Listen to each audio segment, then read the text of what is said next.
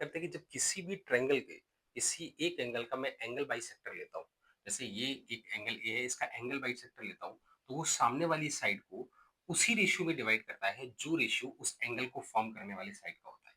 यानी एबी और एसी का जो रेशियो होगा, वही रेशियो में ये लाइन बीसी डिवाइड होगी, यानी बीडी और डीसी का भी वही रेशियो होगा।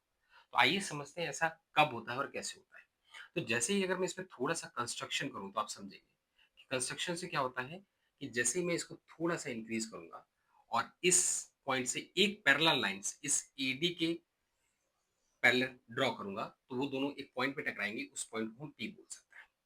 और आप ध्यान से समझिए कि मैंने इस लाइन के पैरेलल ये लाइन ड्रॉ की है और मैंने कहा कि ये एंगल बाइसेक्टर अगर ये एंगल एक्स रहा होगा, तो ये भी एक्स रहा होगा क्योंकि एक पूरे एंगल को 2 इक्वल पार्ट में डिवाइड किया है।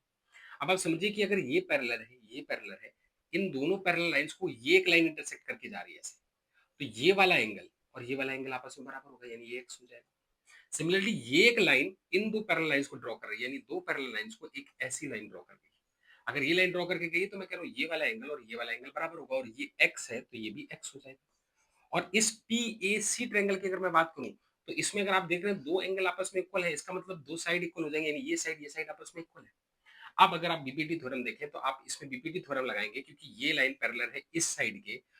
अगर मैं थोड़ा-सा इसको ऐसे दिखाऊँ आपको तो आप समझ सकते हैं कि ये लाइन पैरेलल है इसके। तो इसमें बीपीटी थ्योरम मैं यूज़ करूँगा और जैसे मैं बीपीटी थ्योरम यूज़ करता हूँ तो आप देखेंगे क्या होगा कि मैं इसको लिख सकता हूँ कि अपॉन पीए अपॉन एबी का रेशियो बराबर होगा किसके? B CD upon BD. ये ये रेशियो और ये रेशियो आपस में इक्वल होगा। अब आइए बात करते हैं कि पीए जो है, अभी हमने देखा कि पीए जो है और एसी जो है ये आपस में इक्वल है क्योंकि ये एंगल इक्वल थे। तो इसकी जगह मैं एसी रख सकता हूँ यानी एसी अपॉन एबी का जो रेशियो है वही रेशियो सीडी अपॉन बीडी का है। तो ये प्रूफ हो गया कि जब कभी भी हम किसी भी एंगल बाइसेक्टर को ड्रॉ करते हैं तो सामने वाली साइड को वो उसी रेशियो में डिवाइड करता है जो रेशियो उस एंगल को फॉर्म करने वाली साइड्स का होता है। आई होप कि आपको ये समझ आया।